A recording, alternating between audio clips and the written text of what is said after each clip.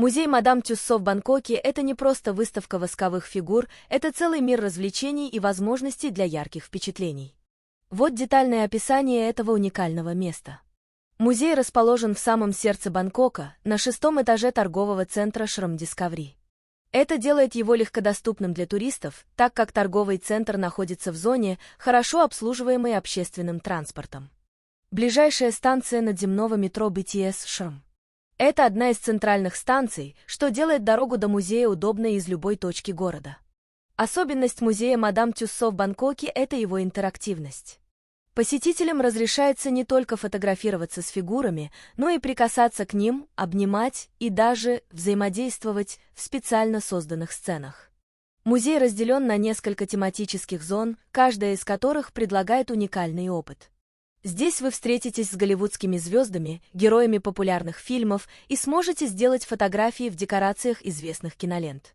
Почувствуйте себя на сцене рядом с легендами мировой музыки, от Майкла Джексона до Леди Гаги. Познакомьтесь с историческими личностями и мировыми лидерами, включая членов королевской семьи Таиланда. Сделайте фотографии с известными спортсменами и почувствуйте себя частью спортивных событий. Также в музее есть зоны, посвященные телевидению и искусству. Музей предлагает дополнительное развлечение 4D кинотеатр, где вы сможете погрузиться в мир кино с помощью специальных эффектов. В музее также представлена экспозиция, рассказывающая о процессе создания восковых фигур, что добавляет познавательный элемент к развлечению. Лучше всего посещать музей в будние дни или в утренние часы, чтобы избежать больших толп. Не забудьте взять с собой фотоаппарат или смартфон с достаточным количеством памяти, так как вы захотите сделать множество фотографий. Рекомендуется заранее приобрести билеты онлайн, чтобы избежать очередей на кассе. Планируйте провести в музее не менее 2-3 часов, чтобы насладиться всеми экспонатами и развлечениями. Учитывайте, что в музее может быть достаточно прохладно из-за кондиционеров, поэтому рекомендуется взять с собой легкую кофту. Музей Мадам Тюссо в Бангкоке – это место, где каждый найдет что-то интересное для себя. Это идеальное место для семейного отдыха, развлечения с друзьями или просто для того, чтобы сделать необычные фотографии. Музей Мадам Тюссо – это музей восковых фигур, основанный в Лондоне в 1835 году французским скульптором Мари Тюссо. Одной из первых главных достопримечательностей была «Комната ужасов», которая появилась в рекламе в 1843 году. В 1883 году ограниченное пространство первоначального участка на Бейкер-стрит побудило внука Тюссо, Джозефа Рэндалла, заказать здание на его нынешнем месте в Лондоне на Мэрилибон-роуд. Новые выставочные галереи были открыты 14 июля 1884 года и имели большой успех. Мыдром Тосу Тамперсант Сонс была зарегистрирована как частная компания с ограниченной ответственностью в 1889 году. Являясь главной туристической достопримечательностью Лондона со времен викторианской эпохи, музей Мадам Тюссо демонстрирует восковые фигуры известных и исторических личностей, а также популярных кино и телеперсонажей, сыгранных известными актерами. Музей, которым управляет британская развлекательная компания Merlin Entertainments, теперь имеет филиалы в городах на 4 континентах, а первый зарубежный филиал открылся в Амстердаме в 1970 году. Мария Тюссо родилась как Мари Грасхольц в 1761 году в Страсбурге, Франция, в семье эльзасского офицера Йозефа Грасхольца и швейцарки Анны Марии Вальтер. Ее отец погиб в Семилетней войне незадолго до рождения Марии. После его смерти мать с детьми переехала в Берн и начала работать экономкой у доктора Филиппа Вильгельма Куртиуса. Куртиус делал анатомические модели из воска, позже занялся изготовлением восковых фигур-портретов. В 1765 году Куртиус переехал в Париж и основал там свою мастерскую. Мари вместе с матерью переехали к нему в 1767 году, мать продолжила работать экономкой, а Мари начала учиться искусству создания восковых скульптур. Ее мать работала у Филиппа Куртиуса в Берне, Швейцария, он был врачом, владеющим навыками восковой лепки. Куртиус обучал Тюссо искусству восковой лепки, когда она была ребенком. Когда он переехал в Париж, Мари и ее мать последовали его примеру. Грасхольц создала свою первую восковую скульптуру Вольтера в 1777 году. Согласно ее мемуарам, в 17 лет она стала учителем рисования мадам Элизабет, сестры короля Людовика XVI. Во время французской революции она провела 3 месяца в тюрьме, но впоследствии была освобождена. Во время революции она делала модели многих известных жертв. Грасхольц унаследовала обширную коллекцию восковых моделей Курцуса после его смерти в 1794 году. В течение следующих 33 лет она путешествовала по Европе с гастрольной выставкой из этой коллекции. Она вышла замуж за Франсуа Тюссо в 1795 году, взяла его фамилию и переименовала свою выставку в выставку «Мадам Тюссо». В 1802 году она приняла приглашение от пионера фонарей и фантасмагорий Пола Филидора выставить свои работы вместе с его выставкой в театре Лайсирм в Лондоне. В тот год, когда Тюссо прибыл в город, в Лондоне была волна творчества, с новыми пьесами на сцене Вест-Энда, среди которых была первая, названная мелодрамой, первое появление Джозефа Гримальди в его образе клоуна с белым лицом из стихотворения поэта Уильяма Вордсворта, сочиненное на Вестминстерском мосту 3 сентября 1802 года, описывающее Лондон и Темзу. Добавляя к этому свое собственное творчество, Тюссо привезла с собой все свои посмертные маски, восковые лица и бюсты. Жалуясь на то, что Филидор не смог ее продвинуть, Тюссо решила заняться бизнесом в одиночку. Не имея возможности вернуться во Францию из-за наполеоновских войн, она путешествовала по Великобритании и Ирландии, выставляя свою коллекцию, и поселилась в Лондоне. С 1831 года она несколько раз арендовала помещения на верхнем этаже Бейкер-стрит-Базар, на западной стороне Бейкер-стрит, Дорсет-стрит и Кинг-стрит в Лондоне. Позднее это место было представлено в серии судебных процессов по делу Дрюса Портленда в 1898-1907 годах. Это стало первым постоянным домом Тюссо в 1836 году. К 1835 году Мария Тюссо обосновалась на Бейкер-стрит и открыла музей. Одной из главных достопримечательностей была комната ужасов. Название часто приписывают автору Понч в 1845 году, но, по-видимому, Тюссо сама его придумала, используя в рекламе еще в 1843 году. О его влиянии на публику Оливер Смит из The Telegraph пишет: «Лондонцы стекались, чтобы увидеть таких, как Нельсон и сэр Вальтер Скотт, но самым ярким моментом, несомненно, была комната ужасов, где Тюссо выставлял модели убийц». В музей были добавлены и другие известные люди, включая герцога Веллингтона, Генриха VIII и королеву Викторию. Ранний коммерческий успех музея «Мадам Тюссо» позволил ему зарекомендовать себя как бренд, и музей стал пионером в области инноваций различных форм рекламы, когда рекламная индустрия только зарождалась. Зал славы оказал большое влияние на публику викторианского Лондона, и включение в него было окончательным доказательством того, что человек достиг статуса знаменитости. В наши дни никто не может считаться положительно популярным, если только он не допущен в компанию знаменитостей «Мадам Тюссо» на Бейкер-стрит. Единственный способ, которым можно произвести сильное и неизгладимое впечатление на общественное сознание, это посредством воска. Вы должны быть куклой на Бейкер-стрит, прежде чем вы сможете стать идолом толпы. Мадам Тюссо стала, по сути, единственным распространителем постоянной репутации. Другие предприятия на Бейкер-стрит получали прибыль от нахождения в непосредственной близости от музея «Мадам Тюссо», и в 1860 году Чарльз Диккенс восхвалял музей как одно из самых популярных развлечений Лондона, написав в All the Year Round: «Мадам Тюссо – это нечто большее, чем выставка, это учреждение». Восковая фигура Диккенса появилась в музее в 1873 году, через 3 года после его смерти. Некоторые скульптуры, созданные самой Марией Тюссо, до сих пор существуют. Первоначально в галерее находилось около 400 различных фигур, но пожар в 1925 году в сочетании с бомбежками во время лондонского Блица в 1941 году серьезно повредили большинство таких старых моделей. Сами слепки сохранились, что позволило восстановить исторические восковые фигуры, и их можно увидеть в исторической экспозиции музея. Самая старая из представленных фигур – это мадам Дю Барри, работа Курциуса 1765 года и часть восковых фигур, оставленных Грасхольцу после его смерти. Другие лица времен Тюссо включают Робеспьера и Георга III. В 1842 году она сделала автопортрет, который сейчас выставлен у входа в ее музей.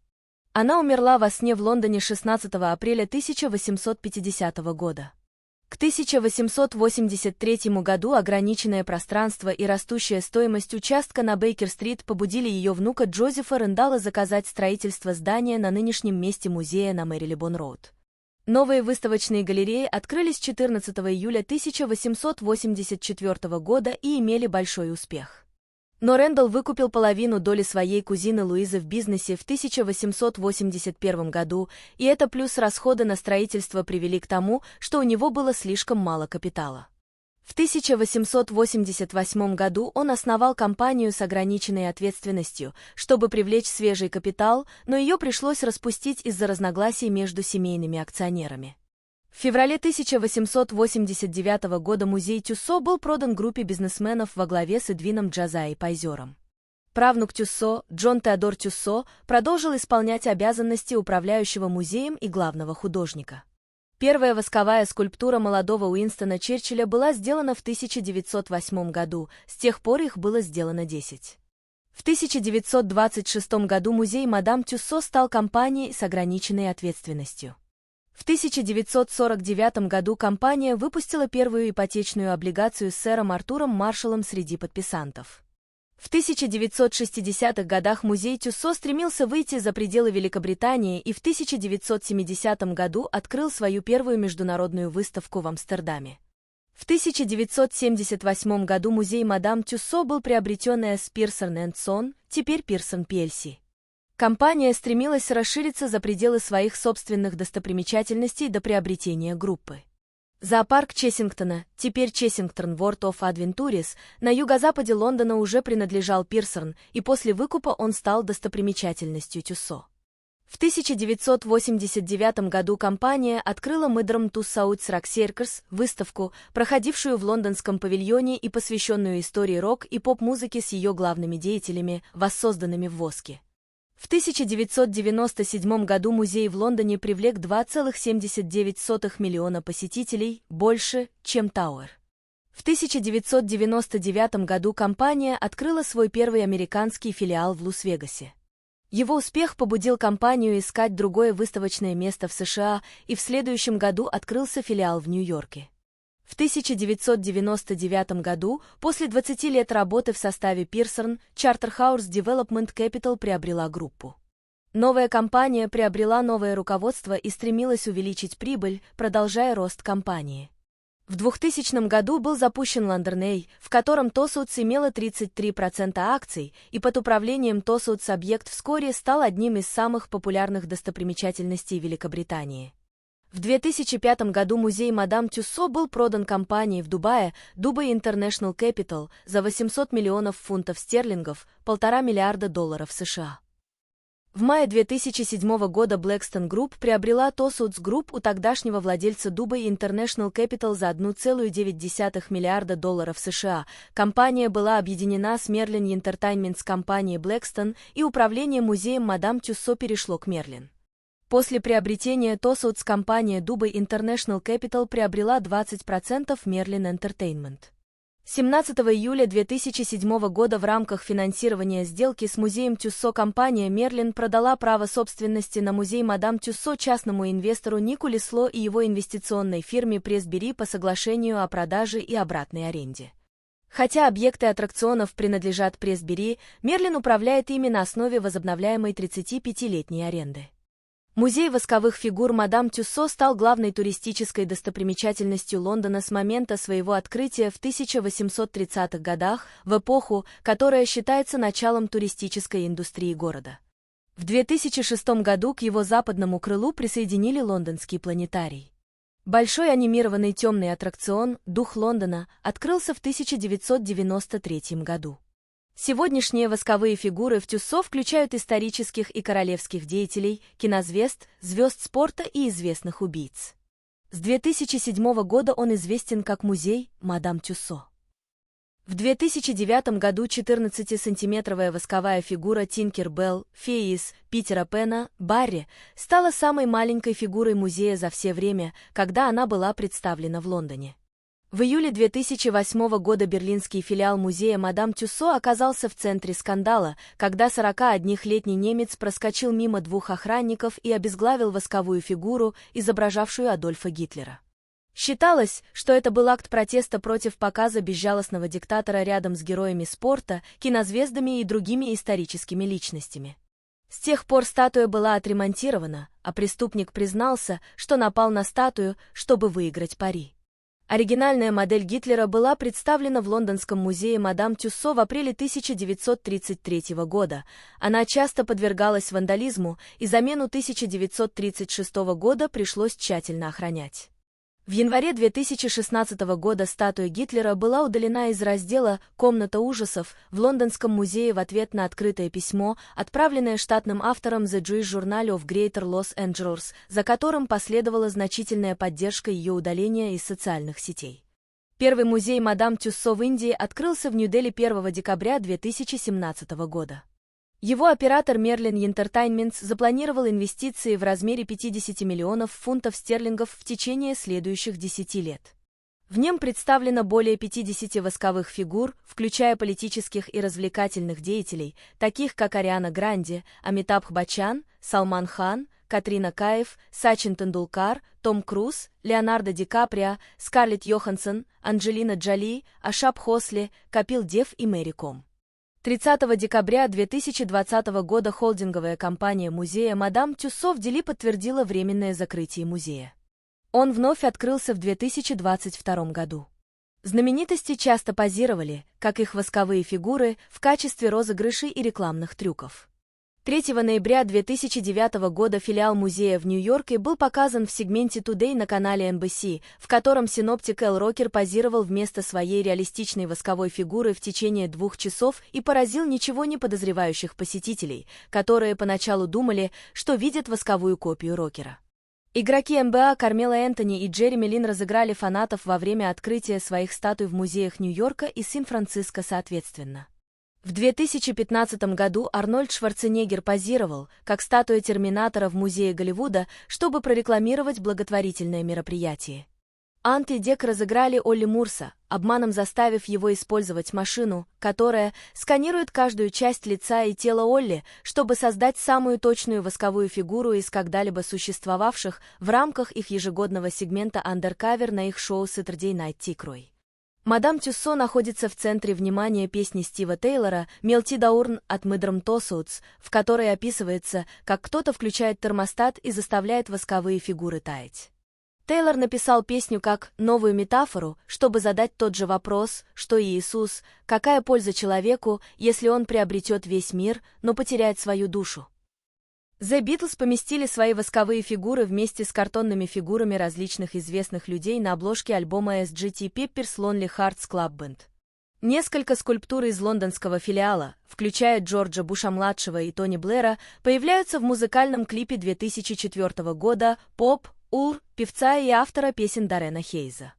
Скульптуры музея Мадам Тюссо используются на обложке альбома Рика Уэйкмана «6 жен Генриха VIII». На заднем плане также появляется восковая фигура Ричарда Никсона.